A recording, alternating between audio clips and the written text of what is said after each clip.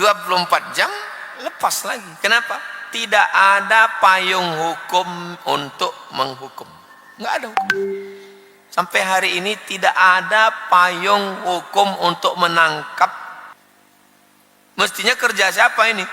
Mestinya kerja anggota dewan DPR RI yang 500 orang duduk di parlemen itu, mestinya mengeluarkan pasal untuk kalau tertangkap orang begini apa hukumnya.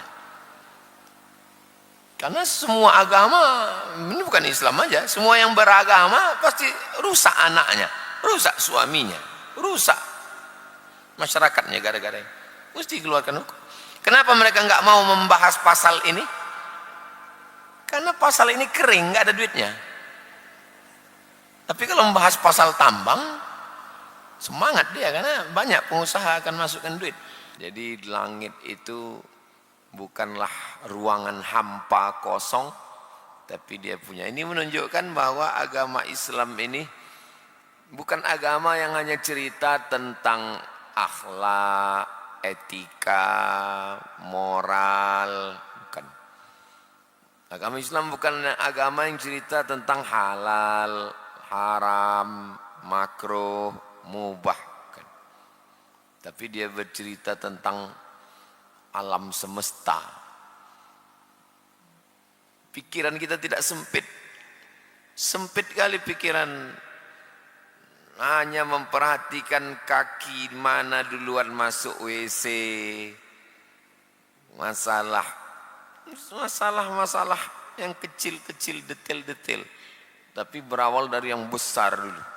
Nah, ini salah satu beda ayat-ayat yang turun di Makkah dengan ayat yang turun di Madinah. Ayat yang turun di Makkah itu universal, yang umum. Nah, nanti masalah hukum baru di Madinah. Idza qumtum ila shalah, kalau kamu mau salat. Ayat-ayat yang detail-detail tentang puasa. Ya ayyuhalladzina amanu kutiba alaikumussyiyam. Nah, itu nanti di Madinah. Jadi kalau Makkah ini tentang tauhid. Demi langit yang memiliki gugusan bintang, planet-planet. Setelah Allah Ta'ala bersumpah, barulah setelah itu dia mau menyampaikan sesuatu yang penting. Apa yang mau disampaikan Allah? Wal yaumil mau'ud. Wal yaum, dan demi hari. Mau'ud, hari yang dijanjikan. Hari mana yang dijanjikan itu? Bahwa hari ini akan habis. Hari Jumat, Sabtu, Ahad, Senin, Selasa. Nanti ada hari itu habis. Hari itu habisnya pada hari Jumat. Kiamat itu terjadi, sudah dikasih tahu harinya. Hari Jumat. Tapi tak tahu Jumat kapan. Hari yang dijanjikan bahwa hari ini dunia ini akan hancur. Ditiupkan sangkakala sekali, hancur.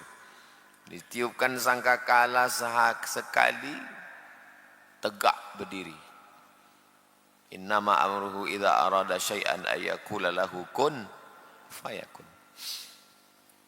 Ada rupanya orang yang tak percaya bahwa dunia ini berakhir. Ada.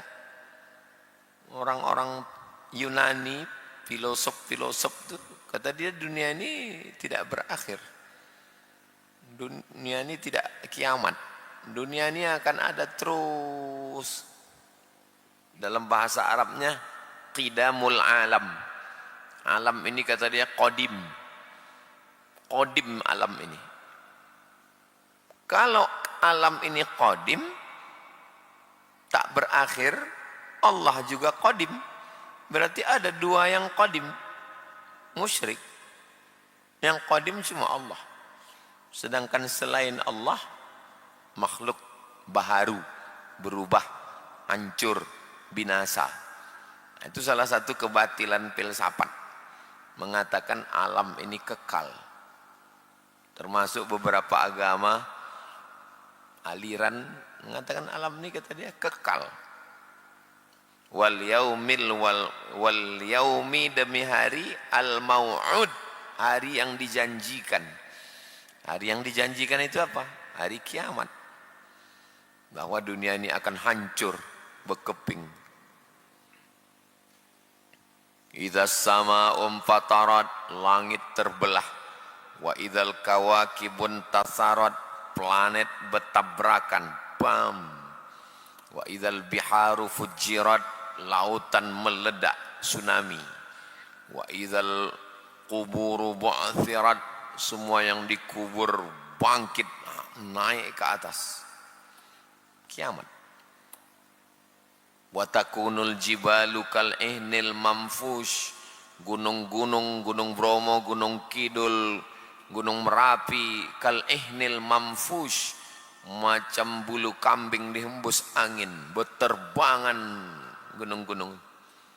Kalau gunung-gunung sudah berterbangan, maka kerak bumi ini macam kain yang dihembus angin. Begini kerak bumi ini hancur. Wataran nasa sukaro, orang yang berada di atas bumi ini macam orang mabuk. Wa mahum bisukaro, mereka bukan mabuk. Walakinna azaballahi syadid, tapi azab Allah itu, mereka tidak mabuk, tapi azab Allah itu sangat kuat. Azaballahi syadid, azab Allah sangat dahsyat.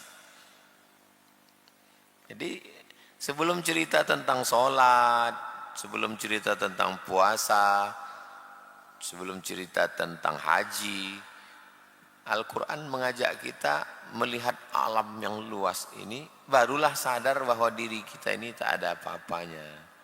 Diri kita ini kecil, diri kita ini macam butiran debu. Setelah kita sadar bahwa diri kita ini tak ada apa-apanya, barulah datang rasa ingin sholat. Nah, begitu cara Allah. Makanya kalau ngajar tafsir juz 30 dulu. Syekh Muhammad Abduh gitu, diawalinya dari juz 30. Karena juz 30 itu cerita tentang mapping. Mapping itu pemetaan. Kita ini sebetulnya sedang di mana? Posisi kita dibandingkan makhluk lain itu bagaimana? Nah, itulah hebatnya Allah Ta'ala.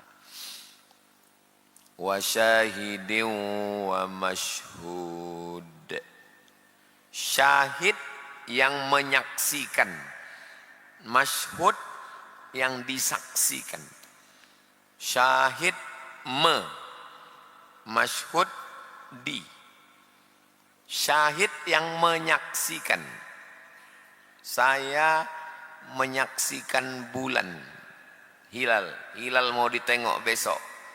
Syahid yang disaksikan bulan, mashhud.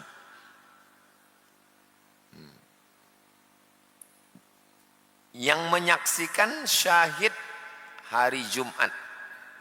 Hari Jumat, hari yang menyaksikan. Mashhud yang disaksikan hari kiamat. Hari Jumat yang menyaksikan. Yang disaksikan hari kiamat. Kata ahli tafsir, mayoritas ulama ahli tafsir menafsirkan kalimat ini, wa syahidin wa mashhud, yang menyaksikan dan yang disaksikan. Makanya nanti kalau ada orang tasawuf menafsirkan wa syahidi wa mashhud, yang menyaksikan manusia, yang disaksikan Allah. Karena memang ayat-ayat itu multi tafsir. Ayat itu bisa ditafsirkan, bisa ditarik dia macam karet. Makanya tafsir itu terbagi dua. Tafsir bil ma'sur, ayat ditafsirkan dengan ayat, ayat ditafsirkan dengan hadis, ayat ditafsirkan dengan pendapat sahabat, ayat ditafsirkan dengan pendapat tabi'in. Yang empat ini namanya tafsir bil ma'sur. Kitab tafsir yang isinya empat ini tafsir Ibnu Katsir paling bagus. Makanya Kiai Haji Hashim Asy'ari di Pondok Tebu Ireng, dia mengajarkan ke santrinya tafsir Ibnu Katsir. Kalau tafsir Tobari, Ustaz, tafsir Tobari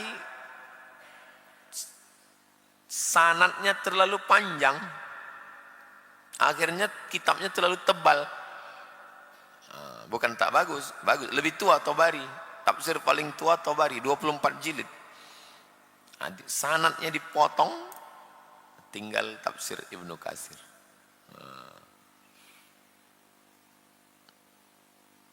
Kalau tafsir ini nanti pakai akal-akal, itulah dia ditariknya ke sana, tarik kemari. Tafsir birra'yi namanya.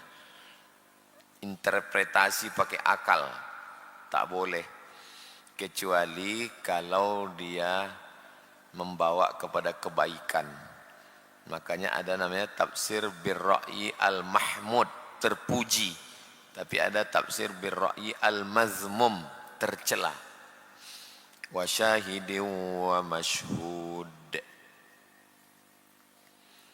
Ayat yang ke-4. Qutila ashabul ukhdud. Qutila, dibunuh. Ashabu, orang-orang. Ukhdud, dalam parit. Digali parit, dimasukkan orang-orang ke dalam parit itu, dibunuh. Peristiwa orang-orang zaman dulu yang dibunuh. Jadi zaman dulu itu membunuh itu ada seninya. Beda sama zaman sekarang. Zaman sekarang itu membunuh itu tidak pakai seni, cuman pakai siram air keras saja. Kalau zaman dulu ada seninya, digali parit. Padahal membunuh itu kan mudah aja.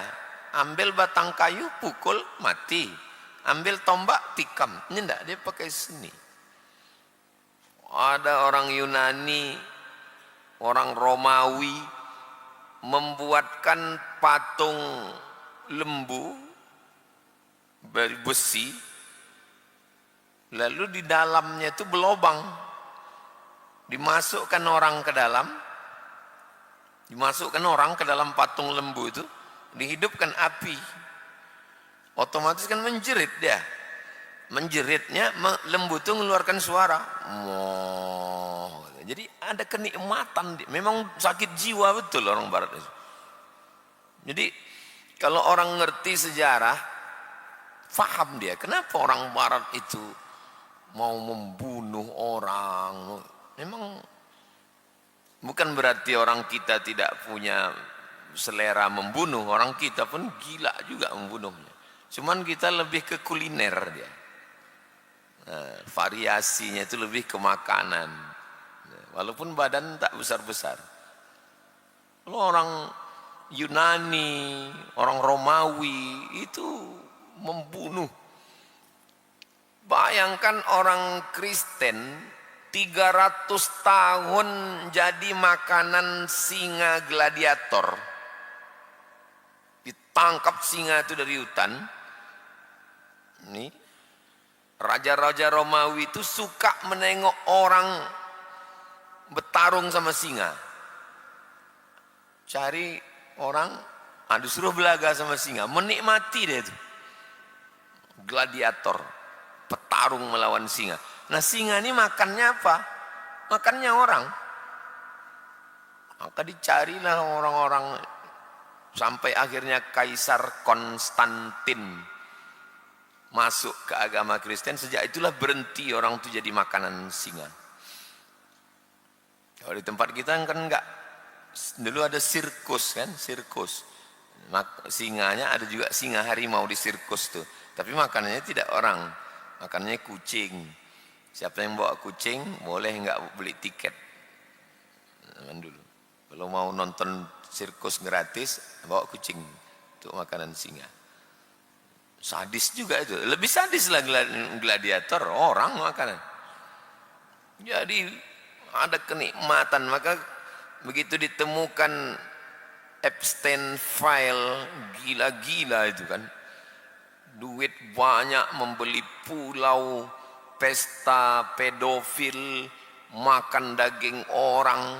Tapi kalau orang membaca sejarah Romawi dengan Yunani, paham dia memang lain, agak lain memang kepala itu. Qutila, dibunuh ashabul ukhdud, orang-orang ukhdud, orang-orang yang dibunuh di dalam parit, digali parit. Setelah digali parit, annari, api, zati, punya, waqud, bahan bakar, digali parit, dinyalakan api, dibakar orang itu di dalam parit. Namanya ashabul ukhdud, orang-orang yang dibunuh di parit. Idhum 'alaiha qu'ud, ketika hum, mereka saat itu, 'alaiha, di atasnya, qu'ud, duduk. Gali parit, nyalakan api, siapkan bahan bakarnya di bawah, kayu, arang, batu bara, didudukkan orang di situ. Ada kenikmatan menengok musuh itu terbakar. Penyakit jiwa.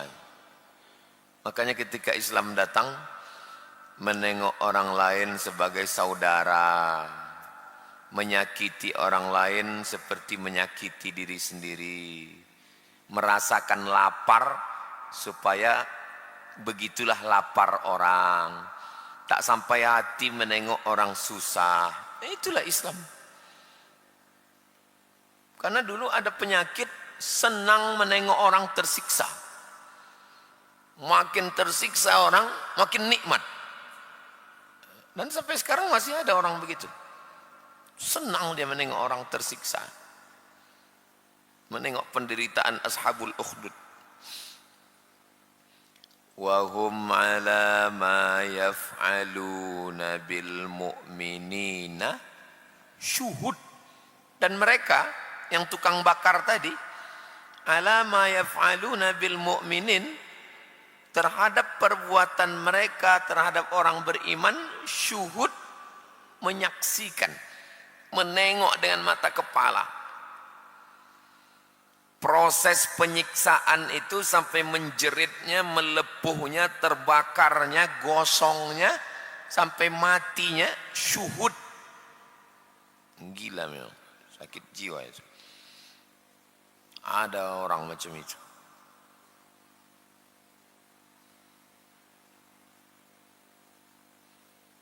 Jadi kalau ada tertangkap ART disetrika, ini sisa-sisa ini, menyetrika ART, asisten rumah tangga, pembantu disetrika, dicucuk pakai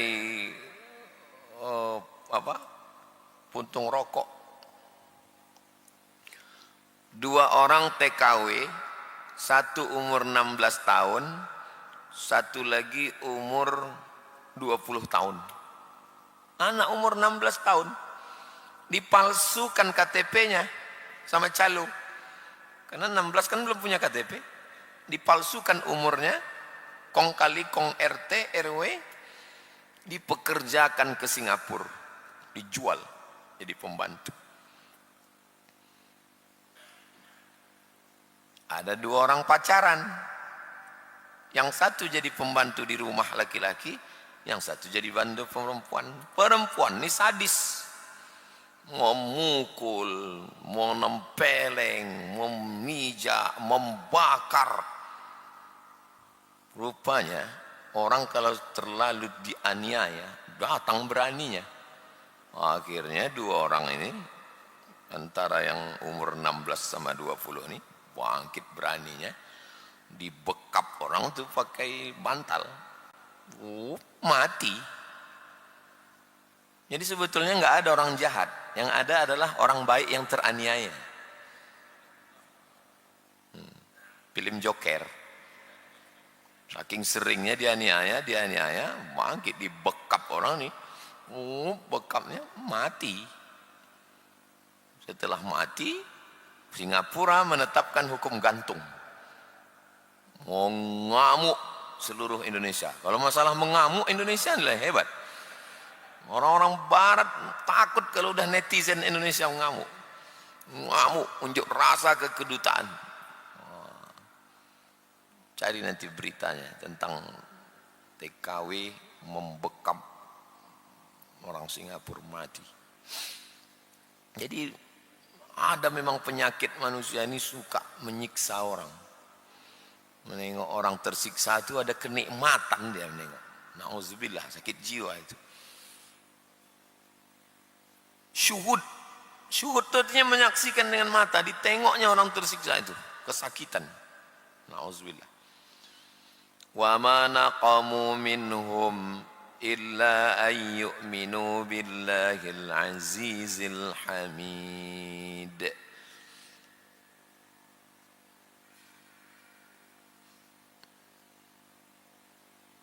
Wa ma naqamu minhum illa an yu'minu billahil azizil hamid. Kenapa mereka menyiksa itu? Karena orang itu beriman. Wa ma naqamu, enggak ada lain. Karena orang itu beriman. Itulah mengapa mereka siksa. Illa ayyuminu, karena orang itu beriman billah dengan Allah Al-Aziz yang maha perkasa, Al-Hamid yang maha terpuji. Allazi lahu mulkus samawati wal ard. Allah yang memiliki kerajaan samawat, langit, wal ard, bumi. Wallahu ala kulli syai'in syahid, dan Allah menyaksikan perbuatan mereka itu. Coba tengok sifat Allah. Aziz, perkasa. Hamid, terpuji. Mulkus samawat, punya kerajaan di langit. Wal ard, bumi. Wa huwa ala kulli syai'in syahid, dia menyaksikan perbuatan mereka. 5 sifat Allah. Artinya Allah sangat bisa untuk membalas mereka. Allah sangat bisa untuk mematikan mereka. 5 sifat dia. Kenapa Allah tidak lakukan? Karena Allah ingin menjadikan kisah itu sebagai pelajaran. Dan mereka meninggal sebagai syahid, mati syahid, sebagai martir, sebagai mati syahid. Innal ladzina fatanul mu'minin, orang-orang yang menyiksa orang beriman, wal mu'minat, orang beriman perempuan, summa lam yatubu, dan mereka tidak sempat bertaubat, falahum azabu jahannam, maka mereka kena azab neraka jahannam. Walahum azabul hariq, dan mereka kena azab harik, terbakar. Sebagaimana mereka dulu membakar, nanti mereka juga akan dibakar dengan azab yang sama. Jangan pernah menyiksa orang, jangan pernah menzolimi orang, jangan pernah menganiaya orang.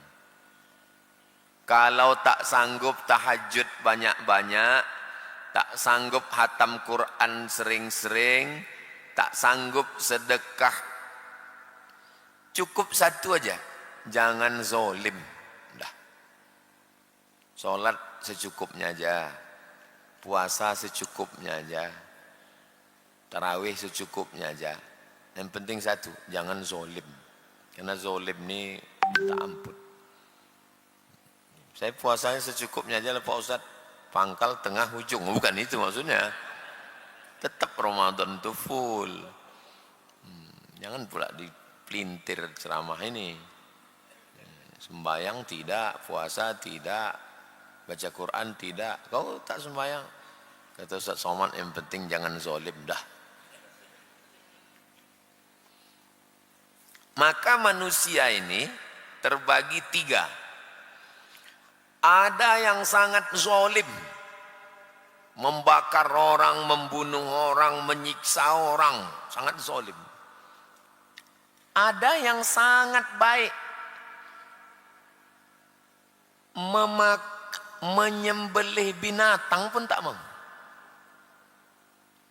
Ada jenis manusia tak makan ayam, tak makan kambing, karena menyembelih ayam tak boleh. Karena ayam dengan ini sama. Jangan-jangan ruh manusia masuk ke ayam. Reinkarnasi namanya. Tak boleh. Mereka vegetarian. Vegetable, sayur. Vegetarian, orang yang hanya makan sayur. Rumah makannya ada di Jalan Sudirman, belok kanan. Saya tak sengaja sebut rumah makan vegetarian. Dimasak tahu tuh pas macam rendang tahu. Tapi tahu. Jamur tuh macam ayam dibuat. Tak boleh makan ayam. Karena menyiksa ayam berdosa. Macam film Tarzan. Waktu dikasih Benyamin kan, dikasih saudara katanya. Kawan semua, nggak boleh. Jadi manusia ini terbagi dua. Yang ekstrim kiri menyiksa orang aja, menyakiti orang, menzalimi orang, membunuh orang, membakar orang. Yang ekstrim kanan ini binatang pun tak boleh disakiti. Islam di mana? Islam tengah. Menzalimi orang jangan, membunuh orang jangan, menyakiti binatang tak boleh, tapi menyembelih sekali putus boleh. Idza dzabhtum fa ahsinuz dzabhah. Kalau kamu menyembelih, sekali sembelih, sebut nama Allah, bismillah, mati. Silakanlah makan. Nah, tapi menyiksa binatang tak boleh. Jadi Islam itu tengah. Wa kadzalika ja'alnakum ummatan wasata. Jalan tengah. Ini kepala ikan. Ini badan ikan. Diambil sumpit, apa namanya, supit. Mengmot ikan itu dimasak sup, mulut ikan itu masih bergerak begini. Restoran di Cina, la ilaha illallah, sampai hati dia menengok ikan itu tersiksa. Cumi itu sotong, cumi-cumi kecil itu ditangkap dari laut itu, dimasukkan ke bumbu sambal kecap tuh, sedang bergerak-gerak tuh masuk ke mulut.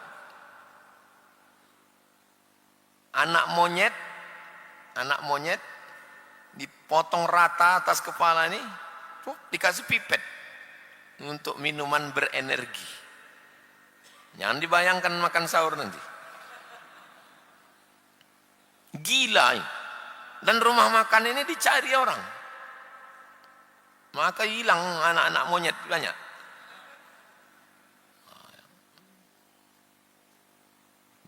Dalam Islam tak begitu. Kalau memang mau makan binatang yang halal, potong sekali mati, bersih, cuci. Setelah cuci hilang darahnya, dimasak. Setelah dimasak baru dimakan. Enggak boleh makan binatang hidup. Hidup masuk ke dalam mulut. Bukan konten itu, ada juga memang yang konten. Tapi yang memang ada di Thailand banyak itu. Thailand ini memang gila. Jenis kelaminnya aja 16. Thailand. Coba lihat tulis. 16 jenis kelamin Thailand. Makanannya, kulinernya. Auzubillah. Innalladzina amanu. Setengah nih cerita jahat aja, jahat. Habis cerita jahat, masuk orang baik. Innalladzina amanu, orang beriman, wa amilus solihat, dan beramal soleh. Lahum jannatun, mereka dapat surga. Tajri min tahtihal anhar, di bawahnya mengalir sungai. Zalikal fawzul kabir. Itu adalah kemenangan yang besar. Jahat, suka menyiksa, membakar, sengaja menggali tanah, menengok orang tersiksa, sakit, nanti dia kena azab. Tapi orang yang amanu wa amilus solihati lahum jannat, mereka punya surga. Tajri min tahtihal anhar, di bawahnya sungai. Taman-taman di atas, di bawahnya mengalir sungai. Sampai hari ini orang memang suka dengan taman yang ada aliran sungai-sungai. Memang udah fitrah manusia, suka dia. Maksudnya, kalau ada hobinya membunuh orang, menganiaya orang, menyiksa orang, menengok orang terzolimi, senang, beralihlah ke senangan yang nature, natural, yang alam. Dulu preman, bertato, suka ninju orang, suka mukul orang, menganiaya orang. Setelah bertaubat, nanam anggrek, buat aviari. Aviari, macam kebun binatang kecil tutup, miara ikan, membuat tanaman-tanaman hidroponik, mengalir sungai-sungai, beralih. Islam tidak memutus hobi. Islam tidak. Dulu pakai moge, knalpot dipotong, nampak orang naik motor, per. Arti per itu artinya yang miskin minggir. Setelah taubat, seninya tidak hilang. Sekarang naik kap 70, pelan, slow, naik sepeda ontel. Tidak menghilangkan seni, hanya mengalihkan seni. Bukan berarti setelah Islam itu seninya hilang. Dulu seni tato, wah tuh. Sekarang setelah bertaubat, yang ditatonya semangka, melon, digambar melon, semangka itu digambar bunga mekar. Ada seni, darah seni ini dialihkan dari kulit ke tanaman. Innal ladzina amanu wa amilus solihati lahum jannatun tajri min tahtihal anhar. Dzalikal fawzul kabir. Itulah kemenangan yang paling besar. Inna batasya rabbika lasyadid. Sesungguhnya balasan Allah Subhanahu wa taala, azab Allah Subhanahu wa taala lasyadid, sangat kuat. Jangan macam-macam, karena nanti batsya artinya pukulan, balasan, azab. La syadid, kalau la tidak, tapi kalau la syadid sangat kuat. Balasan Tuhanmu itu sangat kuat. Inna batasya rabbika la syadid. Innahu huwa yubdi'u wa yu'id. Dia yang memulai, dia yang bisa mengulang kembali. Kullama nadijat juluduhum, ketika kulit mereka sudah hangus, gosong, terbakar, badalna, kami ganti julu dan ghairaha, dengan kulit yang baru. Hangus, gosong, terbakar, ganti kulit yang baru. Bukan mati. Di dalam neraka itu bukan mati. Hangus, gosong, terbakar, hidup lagi. La yamutu fiha wa la yahya. Hidup tidak, mati pun tidak. Allah Maha Kuasa untuk mengulang terus. Tapi wa huwal ghafurul wadud, dia juga ghafur, sayang. Ghafur pengampun, wadud dia penyayang. Ada orang Amerika mengejek Tuhan. Tuhan apa itu? Buat neraka hanya untuk membakar orang. Enggak pakai jilbab. Ateis kelihatannya. videonya. Saya kata dia, Tuhan Islam itu jelek sekali. Membuat neraka. Lalu orang dimasukkannya ke neraka. Tuhan kok sadis sekali, kata dia. Sampai akhirnya dia melihat perbuatan menyiksa anak Palestina. Apa kata dia? Memang cocoklah Tuhan buat neraka itu, kata dia.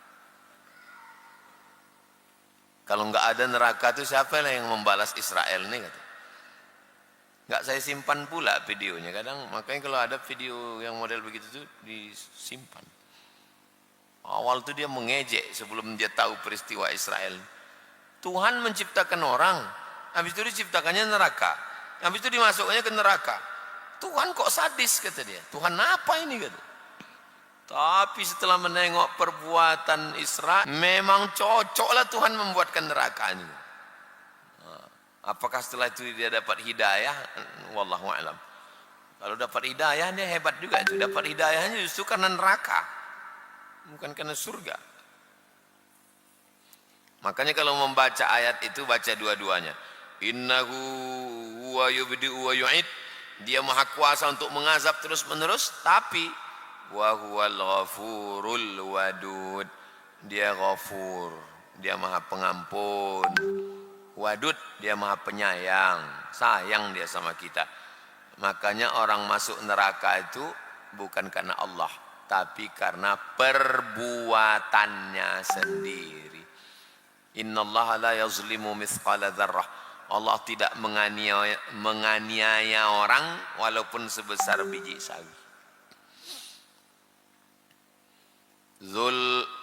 Ayat 15. Dzul arsyil majid. Punya. Zulkifli, Zulkarnain, banyak nama Zul. Punya. Arsy, arash. Arash itu singgasana. Al-Majid yang agung. Pemilik arash. Makhluk Allah yang paling besar arash. Bumi ini kalau diletakkan di tengah arash seperti satu biji gandum yang diletakkan di tengah tanah lapang. Ambil gandum, letakkan di lapangan sepak bola. Nah, macam itulah bumi ini di tengah arash. Tapi arash bukan tempat duduk Tuhan. Ini arash. Tuhan duduk di arash. Jadi kalau gitu Tuhan lebih besar dari arash.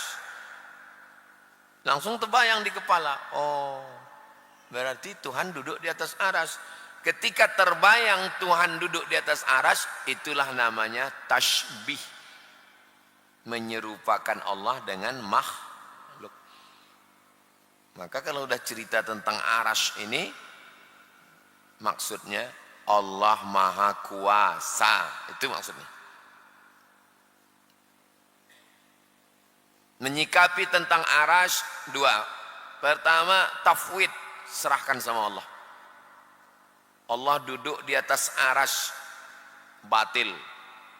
Bisa kafir kalau meyakini Allah duduk di atas arash. Batalnya karena dua ayat. Ayat yang pertama, laisa kamitslihi syai'un. Allah tak sama dengan makhluk. Ayat yang kedua, walam yakul lahu kufuwan. Bisa pula Tuhan itu ditunjuk di atas. Berarti dia jisim, benda. Sedangkan Allah bukan jisim. Allah bukan benda. Allah keluar dari hukum benda. Hukum benda di atas, di bawah, di kanan, di kiri, di depan, di belakang, di dalam, di luar. Allah munazzahun anil jihatis sid. Allah maha suci dari arah. Tak boleh ditunjukin. Maka semua yang terkait dengan arash maksudnya Allah Maha Kuasa. Gitu cara memahaminya. Takwil nanti. Metode yang pertama takwil, Allah Maha Kuasa. Metode yang kedua tak ada pakai takwil. Kalau ditanya, Ustaz, apa maksud Allah bersemayam di atas arash? Wallahu a'lam. Jadi kalau ada Ustaz wallahu a'lam, itu Ustaz wallahu a'lam. Tak mau membahas masalah mutasyabihat. Setiap ditanya tentang mutasyabihat, wallahu alam. Namanya tafwid namanya. Tafwid. Tafwid itu artinya serahkan pada Allah. Dzul arsyil majid. Ayat 16. Fa'alul lima yurid. Allah itu berbuat sesuai kehendaknya. Sedangkan kita berbuat sesuai kehendak Allah. Allah berbuat sesuai kehendak Dia. Sedangkan kita berbuat sesuai kehendak Allah. Kalau sejalan kehendak kita dengan sejalan kehendak kita dengan kehendak Allah, namanya taufik. Kita maunya tidur, Allah maunya kita bangun. Sejalan kehendak kita dengan kehendak Allah, namanya taufik. Makanya selalu semoga kita mendapatkan taufik dan hidayah. Billahi taufik wal hidayah. Billahi taufik wal hidayah. Karena billahi taufik wal hidayah ini udah terlalu populer sampai orang-orang jahil pun billahi taufik wal hidayah. Akhirnya NU membuat wallahul muwaffiq ila aqwamit thoriq. Lebih spesifik lagi. Kenapa? Karena billahi taufik wal hidayah udah populer. Orang tak belajar pun dah tahu. Fa'alul lima yurid. Allah berbuat sesuai kehendak Dia. Fa'alul lima yurid. Hal ataka hadisul junud.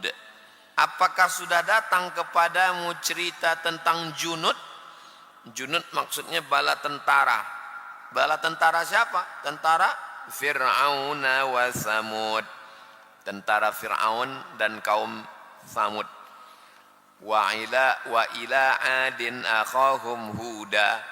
Kepada kaum Ad Nabi Hud. Wa ila Madyana akhahum Syu'aiba. Kepada kaum Madyan Nabi Syu'aib. Wa ila Samuda akhahum Salihah. Kepada kaum Samud Nabi Saleh. Madyan, Samud, Ad, Iram. Iram dzatil imad. Kaum Iram yang punya tiang-tiang besar. Suka mereka dulu membuat tiang-tiang besar, bukan dicor. Kalau tiang ini dicor, gunung itu dipahat jadi tiang. Datang Presiden Prancis, dibawanya tiang itu pakai kapal dari Mesir ke Paris, diletakkan di tengah kota Paris. Tiang besar. Jadi memang manusia ini suka membuat tiang-tiang. Menengok tiang besar tinggi menjulang, dia punya merasakan sudah. Sekarang jadi flyover. Tiang. Sekarang orang berlomba-lomba membangun tiang-tiang tinggi. Zaman dulu gunung dipahat tiang, zaman sekarang tiang tinggi. Di dalam tiang itu ada kantor, ada mall, ada bank. Monas itu tiang. Jadi memang keinginan membangun tiang-tiang tinggi itu dari zaman dulu. Naluri manusia. Hal ataka hadisul junud. Apakah sudah datang kepadamu peristiwa tentang bala tentara? Tentara siapa? Fir'aun wa Thamud. Tentara Fir'aun dan kaum Thamud. Balil ladzina kafaru fi takdzib. Orang-orang kafir mendustakan, enggak percaya mereka. Tak percaya mereka apa yang dikatakan Nabi Muhammad ini. Mereka bilang Nabi Muhammad itu majnun, gila. Mereka bilang Nabi Muhammad itu mashhur, kena santet. Mereka bilang Nabi Muhammad itu asatirul awalin, dongeng. Sekarang digali pasir-pasir itu, ketemu istana-istana di bawah. Arkeolog datang dari Eropa, menggali pasir-pasir, sampai ada masjid di atas kuil Fir'aun. Datang umat Islam ke Mesir, bangun masjid. Bangun masjid di atas. Datang arkeolog, gali ke bawah, akhirnya masjid di atas patung. Barulah orang berkata, oh yang dikatakan Muhammad itu rupanya betul. Ada rupanya pasukan tentara-tentara. Dari mana Nabi Muhammad tahu? Wa ma yantiqu 'anil hawa. Dia bicara tidak mengikut hawa nafsu. In huwa illa wahyun yuha. Wahyu. Wallahu min waraihim muhit. Allah hujan. Allah meliputi. Allah meliputi.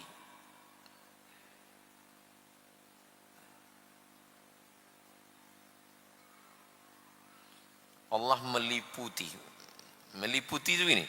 Kepala saya ini diliputi oleh topi. Kepala saya ini diliputi oleh topi. Itu arti meliputi. Allah meliputi alam semesta. Jadi kalau begitu ini alam, Allah meliputi. Berarti alam di dalam Allah.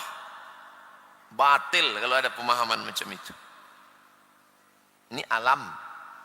Lalu Allah meliputi. Ini Allah. Ini alam.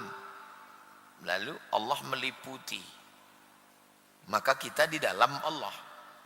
Batil kalau ada pemahaman begitu. Maka Allah itu tidak bisa dipakaikan hukum alam ke dia. Karena dia bukan alam. Alhamdulillahi Rabbil alam. Hukum alam tak berlaku pada Allah. Apa itu alam? Masiwallah, yang selain Allah adalah alam. Apakah kita di dalam Allah atau di luar Allah? Tafakkaru fi khalqillah. Pikirkanlah makhluk ciptaan Allah, jangan pikirkan tentang Allah. Orang yang mengkaji-kaji begini ini, dulu ada di tempat kami, orang asik memikirkan apakah Allah itu di dalam atau di luar, ini besar atau kecil ini. Akhirnya naik sepeda dia laju-laju, ditanya orang, "Kemana?" "Mencari Allah." Gilo lama-lama. Mengkaji-kaji diri. Dan sekarang di internet banyak sekali saya tengok konten-konten tentang kaji-kaji diri ini. Sampai tak sembayang, tak puasa, semua ada di diri kata dia. Ka'bah itu ada di dalam. Ini udah tak kemana-mana, udah sesat. Majelis Ulama Indonesia mesti bertindak. Kalau di zaman Wali Songo dulu udah kumpul Wali Songo semua untuk menyidang karena perbuatannya merusak. Di demokrasi sekarang semua dilindungi oleh HAM, human right. Nabi palsu pun dilindungi HAM. Dilindungi HAM. Siapa yang punya HAM? Yahudi. Yahudi mengeluarkan HAM. Orang bebas berkreasi mau buat apa aja dilindungi oleh human right, hak asasi manusia, kebebasan berekspresi. Makanya undang-undang itu mesti digodok supaya bisa menjerat ini.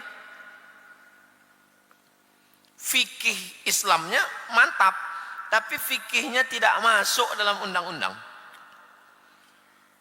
Tertangkap laki-laki pakai baju PNS dengan laki-laki di toilet masjid. Ditangkap oleh Satpol PP. 24 jam lepas lagi. Kenapa? Tidak ada payung hukum untuk menghukum. Enggak ada hukum. Sampai hari ini tidak ada payung hukum untuk menangkap. Mestinya kerja siapa ini? Mestinya kerja anggota dewan DPR RI yang 500 orang duduk di parlemen itu, mestinya mengeluarkan pasal untuk kalau tertangkap orang begini apa hukumnya. Karena semua agama, ini bukan Islam aja, semua yang beragama pasti rusak anaknya, rusak suaminya, rusak. masyarakatnya gara-gara ini. Mesti keluarkan hukum. Kenapa mereka nggak mau membahas pasal ini? Karena pasal ini kering, nggak ada duitnya. Tapi kalau membahas pasal tambang, semangat dia karena banyak pengusaha akan masukkan duit. Kalau pasal homo nih, mana ada homo tuh mau ngasih duit? Dan akhirnya tak dibahas-bahas. Nah. Kalau dalam Islam apa solusinya? Man wajadtumuhu ya'malu amala qaumi Lut faqtulul fa'il wal maf'ul. Kalau kamu menangkap dua orang melakukan perbuatan umat Nabi Lut, bunuhlah pelakunya dan korbannya. Selesai. Kalau diterapkan hukum Islam yang dua orang tadi, nah pancung dua-duanya. Selesai. Kenapa? Pelakunya dihukum mati, oke. Korbannya, apa salah dia Pak Ustadz? Tertangkap seorang predator yang sudah merusak sekian puluh anak. Pas ditangkap, diwawancari sama Pak Polisi. Kenapa kau sampai hati? Rupanya 20 tahun yang lalu dia korban. Barulah paham orang ajaran Islam. Oh, ngaji ini tak usah banyak-banyak. Asal udah bisa bilang, oh paham tuh dah. Oh, rupanya dia jadi predator karena dia dulu korban. Maka korban itu mesti dihukum mati. Karena kalau tidak, dia akan menjadi predator 20 tahun akan datang. Oh, betapa Islam tidak punya kasih sayang. Kau ngomong begitu kan karena anak orang korban. Kalau anak kau iris-iris dia jadi sosis. Kadang orang ini cerita begitu, begini, begono karena anak orang. Kalau pas anak dia, semua agama sama. Di mana-mana ceramahnya, semua agama sama. Semua agama sama. Semua agama akan menemukan surganya. Di mana-mana ceramah begitu. Tiba-tiba anak perempuannya nikah sama Yahudi Rusia. Bongkak biji matanya. Menangis. Tokoh cendekiawan Indonesia. Pas ditanya, kenapa nangis Prof? Anakku nikah sama Yahudi. Tapi selama ini kau bilang ceramah semua agama sama. Rupanya anak orang.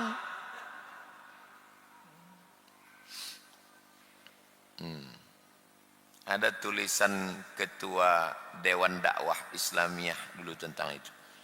Tentang tokoh Indonesia yang kemana-mana ceramah semua agama sama. Semua agama sama. Dikasih Allah ujian. Apa? Nikah anaknya sama Yahudi. Menangis.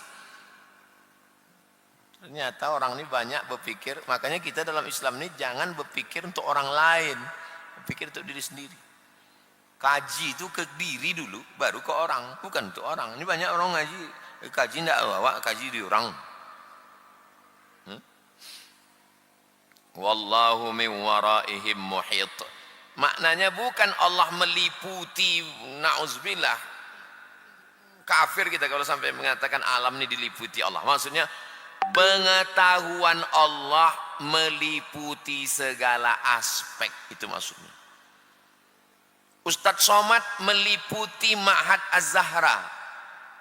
Gimana pula saya meliputi ini? Maksudnya saya tahu seluk-beluknya bahwa itu ada gedung, di bawah kanan ada toilet 3, di kiri ada 3, di situ ada wastafel, itu di atas. Tahu saya, itu maksudnya. Saya meliputi. Di sana ada asrama 36 kamar, di situ ada SD belum selesai 27 kelas. Itu maksudnya. Abdul Somad meliputi. Jangan nanti dibilang Allah meliputi. Oh, jadi kalau begitu Allah ini besar. Cocoklah pula Allahu Akbar. Oh, patutlah dia besar, dia meliputi. Rusak tauhid anak kita kalau mengajinya begitu. Itu pentingnya ngaji tauhid. Bal huwa Qur'anum Majid. Cerita-cerita yang disebutkan Nabi Muhammad itu sumbernya dari Qur'anun Majid. Quran yang mulia. Di mana letak Quran itu? Fi lauhim mahfuz. Ini lauh. Lauh ini papan. Lauh bahasa Arabnya papan. Ada lauh papan, dijaga malaikat. Dijaga bahasa Arabnya mahfuz. Lauh mahfuz, papan yang dijaga. Ah, disitulah Quran. Disitulah takdir. Kata Imam Al-Ghazali, besar papannya itu Pak Ustadz. Papannya itu besar. Titik huruf ba-nya sebesar bukit Uhud. Nah, bayangkanlah itu. Berarti huruf alifnya sebesar Zamzam Tower. Lebih lagi. Orang titik ba-nya sebesar Uhud. Disitulah letak prosesor. Ini sound system, video, lampu, nah itu ada di dalamnya. Cuma pakai AC dingin, tak boleh prosesor ini panas. Kalau panas meletup. Nah, takdir Quran fi lauhim mahfuz. Jadi letaknya di lauh mahfuz. Dari lauh mahfuz ini turun ke Baitul Izzah namanya. Stasiun transmisi. Ya, ini stasiun. Ini lauh mahfuz turun ke Baitul Izzah. Sekali turun, inna anzalnahu fi lailatul qadr, turun. Nah, dari Baitul Izzah nih ke Nabi, itulah yang turun 22 bulan, 2 tahun, 22 hari. 2 kali turun. Dari lauh mahfuz ke Baitul Izzah, turun sekali. Dari Baitul Izzah ke Nabi 22 tahun 2 bulan. Yang pertama turun apa? Yang pertama turun Iqra. Iqra pertama turun ya. Tapi di sini pertama Al-Fatihah. Iqra di juz 30. Nah, gimana solusinya itu? Turun di Lauhil Mahfuz itu, di Lauhil Mahfuz itu susunannya begini.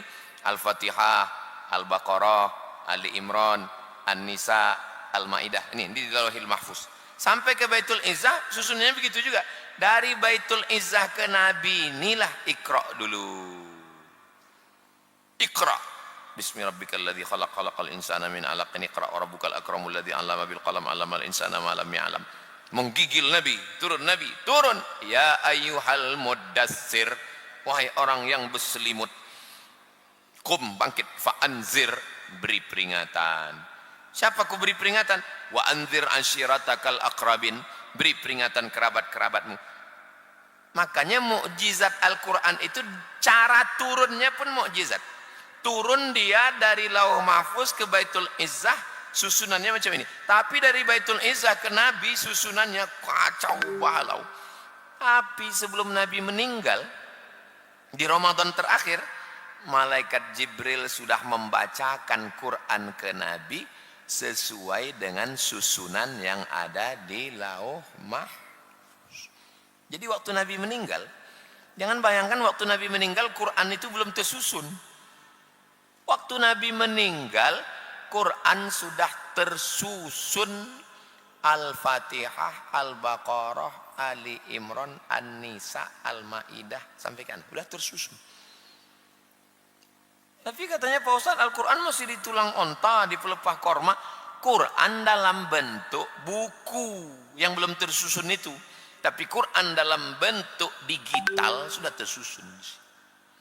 Di kepala Zaid bin Sabit, di kepala Anas bin Malik, di kepala Sayyidina Ali. Sudah tersusun Quran itu macam susunan yang ada di Lauhil Mahfuz. Tapi di alam ini masih berserak di tulang onta. Meninggal 70 penghafal Quran. Pada zaman Abu Bakar, waktu memerangi Nabi palsu, meninggal. Datang Umar, Abu Bakar, ya, ini 70 penghafal Quran meninggal. Ini kalau tak kita susun Quran dalam bentuk buku, hilang Quran ini. Abu Bakar nggak mau. Kata Abu Bakar, aku tidak mau menyusun Quran dalam bentuk buku. Karena Nabi tak pernah nyuruh, Nabi tak pernah buat. Kalau tidak dibuat Nabi bid'ah, wa kullu bid'atin dhalalah, wa kullu dhalalatin finnar. Sampai akhirnya Allah melebutkan hati Abu Bakar karena menengok maslahat. Oke, disusunlah tim yang diketuai oleh Ubay bin Ka'ab, imam sholat tarawih. Ubay bin Ka'ab, karena dia hafalannya paling banyak. Sekretarisnya Zaid bin Sabit, penterjemah Nabi. Disusunlah Quran yang ada di pelepah korma, di tulang onta, di batu-batu, menjadilah satu mushaf.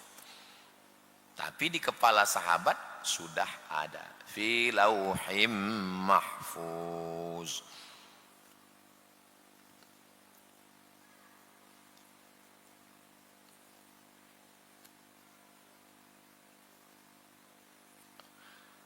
Nabi sholat isya rakaat pertama wassama idzatil buruj, rakaat kedua wassama iwat tariq. Ada hadisnya. Tapi tidak terus menerus begitu. Pernah suatu ketika sama'ain, dua sama. Rakaat pertama wassama idzatil buruj wal yaumil maw'ud wa syahidin wa mashhud qutila ashabul ukhdud an-nari dzatil waqud. Rakaat kedua was-samaa'i wat-tariq wa ma adraka mat-tariq an-najmus saqib. Tapi tidak terus menerus, pernah pada suatu ketika. Itulah yang kita kaji malam ini.